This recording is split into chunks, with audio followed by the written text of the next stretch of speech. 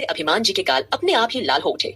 अब आगे वही वसुंधरा जो थोड़ी ही दूरी पर खड़ी थी, उसे भी अपने कॉलेज वाले दिन याद आने लगते हैं और वह भी एकदम से सोचने लगी कि वह भी क्या दिन थे, किस तरह से वह अपनी लाइफ पहले एंजॉय किया करती थी।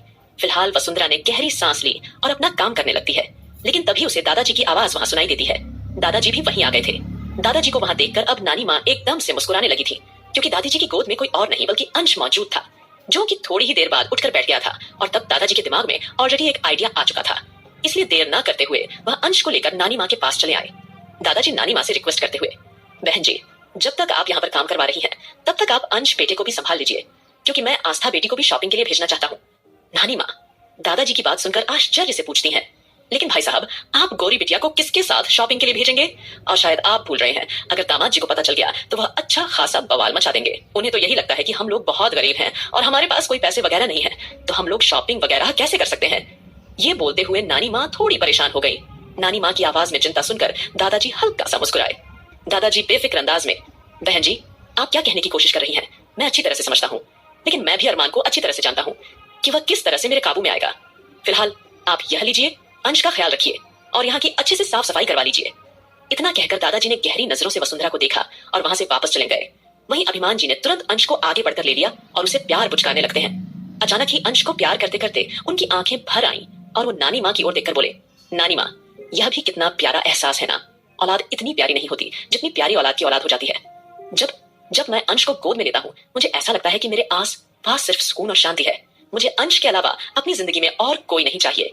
अब जैसे ही अभिमान जी ने उसे गोद में लेकर इस तरह की बातें करना शुरू की, तो अंश जो उन्हें अपनी टिमटिमाती हुई आंखों से टुकुर टुकुर देखे जा रहा था, वो खिलखिलाकर हंस देता है। वहीं वसुंधरा भी अब खेलते हुए अंश को देखने लगी थी, क्योंकि एक वक्त था जब वसुंधरा अपने बेटे अरमान से बहुत प्यार किया करती थी। आखिरकार उसने अरमान को 9 महीने अपनी कोख में पाला था। अपने बच्चों को लेकर उसके कितने ही सपने थे। फिर जब अरमान उसकी जिंदगी में आया तो वसुंधरा ने दिल खोलकर उस पर प्यार लुटाया था। लेकिन कब धीरे धीरे उसकी ममता उसकी महत्वाकांक्षाओं पर भारी पड़ गई और कब वो उस महत्वाकांक्षाओं के नीचे दबकर रह गई, इसका उसे एहसास ही नहीं रहा। किसी और अय्याश आदमी के चक्कर में उसने अपनी जिंदगी तबाह कर दी और बहुत कुछ खो दिया। फिलहाल वह अंश को चुपके चुपके प्यार भरी नजरों देखने लगी। वहीं नानी माँ भी अपनी चतुर नजरों से वसुंधरा को नोटिस कर रही थी कि यह औरत कब क्या कर रही है। वसुंधरा बार बार तिरछी नजरों से अंश को टकटकी लगाकर देख रही थी। नानी माँ समझ चुकी थी कि इस लालची औरत के अंदर की ममता अब निकलकर बाहर आ रही है, लेकिन नानी माँ तो नानी माँ थी। वह भला इतनी आसानी से वसुंधरा को चैन की सांस कैसे लेने दे सकती थी? कहीं ना कहीं नानी माँ को यही समय सही लगा वसुंधरा को परेशान करने का, इसलिए उन्होंने इशारे से वसुंधरा को अपने पास बुलाया। फिर अगले ही पल रूखेपन से बोली, अभी अभी अंश सोकर उठा है और सोकर उठने के बाद बच्चों को सबसे ज्यादा भूख लगती है, तो तू एक काम कर, फटाफट से बच्चे के लिए दूध बनाकर लेकर आ, क्योंकि रघुवंशी मैंशन में अभी तक खाना वगैरह बनाना शुरू नहीं हुआ है, इसलिए तुझे बच्चे के दूध वगैरह लेने के लिए सामने सिंघानिया मैंशन में ही जाना होगा। तू वहां जाकर बच्चे के लिए दूध बनाकर लेकर आ, फिर हम इसको पिला देंगे। नानी माँ की बात सुनकर वसुंधरा के चेहरे पर छोटी सी मुस्कुराहट आ गई और उसने हाँ में सिर हिलाया। न जाने क्यों अंश के लिए छोटे छोटे काम करना उसे अब कुछ खास पसंद आने लगा था। कहीं ना कहीं उसे अंश अच्छा लगने लगा था। अगर वसुंधरा इस वक्त गुस्से या नफरत में होती तो अब तक मन ही मन नानी माँ को कोसते हुए अपनी मन की सारी भड़ास निकाल चुकी होती, लेकिन फिलहाल वह चुप रही। जल्दी से अभिमान को एक नजर देखते हुए वो तुरंत ही दूध लेने के लिए सिंघानिया मैंशन चली गई। वहीं नानी माँ तिरछा सा मुस्कुराई। नानी माँ अभिमान जी को देखते हुए, बेटा तुम देखना, इस वसुंधरा को मैं इतना परेशान कर दूंगी कि इसे उस दिन के लिए पछतावा होगा जिस दिन इसने तुम्हें पहली बार धोखा दिया था। अब नानी माँ की बात सुनकर अभिमान जी केवल हल्का सा मुस्कुरा कर रह गए और एक बार फिर वो अंश के साथ बिजी हो गए। वहीं दूसरी ओर आस्था अपने कमरे में मौजूद थी और मायूस सी बिस्तर के किनारे पर बैठी थी। हालांकि वह थोड़ी देर के लिए अपने कमरे में आराम करने आई थी, लेकिन कमरे में आते ही उसे एक बार फिर अरमान की याद सताने लगी, स्पेशली तब जब अरमान ने उसके साथ वह दिल दहला देने वाला मजाक किया था। आस्था परेशान मन से सोचने लगी, कहीं अरमान जी ने सच में मेरे बेटे के साथ ऐसा वैसा कुछ कर दिया तो, क्योंकि अरमान जी को तो यह याद ही नहीं है कि असल में अंश उनका बेटा ही नहीं बल्कि उनकी जान भी है। आस्था बेचैन होकर कमरे में यहाँ वहां टहलने लगती है, लेकिन उसे समझ नहीं आ रहा था कि वह करे तो करे क्या। भले ही आकाश, सुमित और आहान ने अपने अपने आदमियों को पूरी तरह से सतर्क कर दिया था और उस पागल डॉक्टर राजवीर जिंदल को खोजने में लगा दिया था, लेकिन पूरे शहर भर में कहीं भी राजवीर जिंदल का नामो निशान तक नहीं मिला था।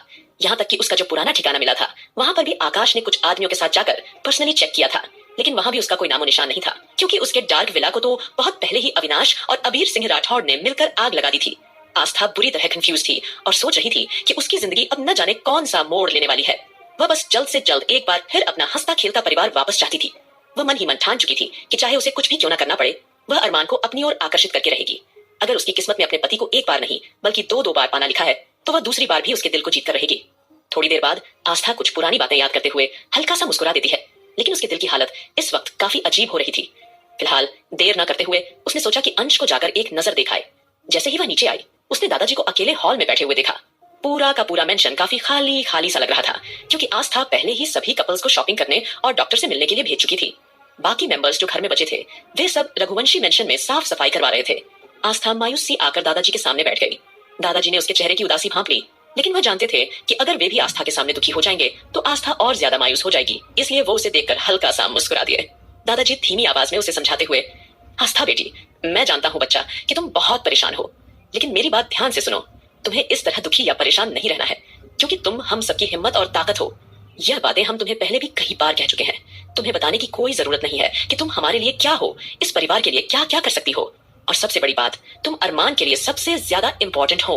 अरमान की सांसें सिर्फ तुम में बसती हैं बेटा। अब मेरी बात ध्यान से सुनो। मैं चाहता हूं कि तुम ऐसा कुछ करो जिससे तुम अरमान के कमरे में उसके साथ रहना शुरू कर दो। चाहे तुम उसे शादी का सच बता दो या कुछ भी करो, लेकिन अब तुम्हें अरमान के साथ उसके कमरे में रहना ही होगा। और जब तुम उसके साथ रहने लगोगी तो मुझे पूरी उम्मीद है कि उसका दिल एक बार फिर तुम्हारे लिए धड़केगा। दादाजी की बात सुनकर अगले ही पल आस्था की आंखें भर आईं। वो जल्दी से बात बदलते हुए बोली, दादाजी मैं अभी आती हूँ, मैं अंश को देख कर आती हूँ। नानी माँ उसे सुला कर गई थी। दादाजी उसे रोकते हुए फट से, जरूरत नहीं है, इधर आओ। अंश बेटा यहाँ नहीं है, मैं पहले ही उसे अभिमान और बहन जी के पास भेज चुका हूँ। वे दोनों उसका ख्याल रख लेंगे।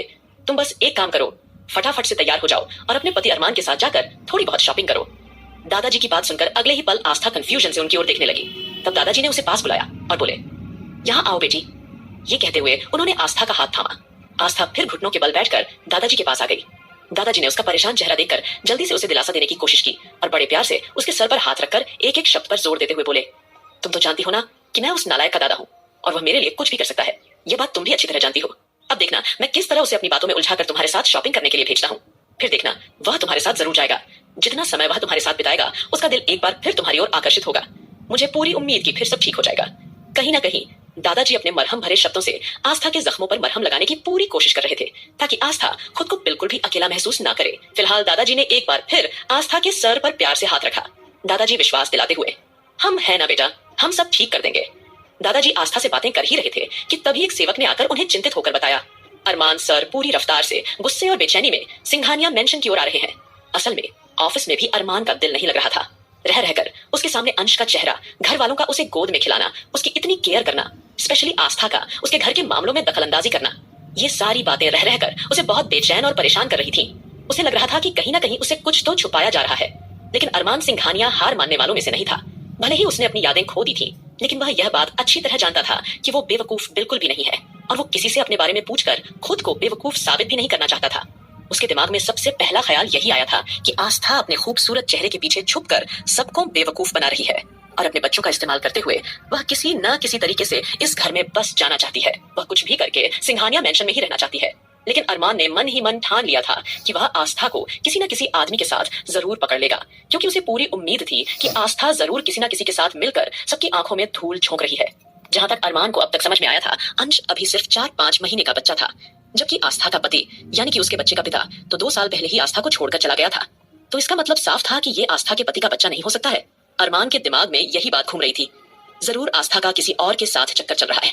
इसी बात का सच जानने के लिए अरमान अब खुद अपनी आंखों से सबूत पाना चाहता था और वह यह भी चाहता था कि किसी ना किसी तरीके से वो आस्था को सभी घर वालों के सामने बेनकाब कर दे।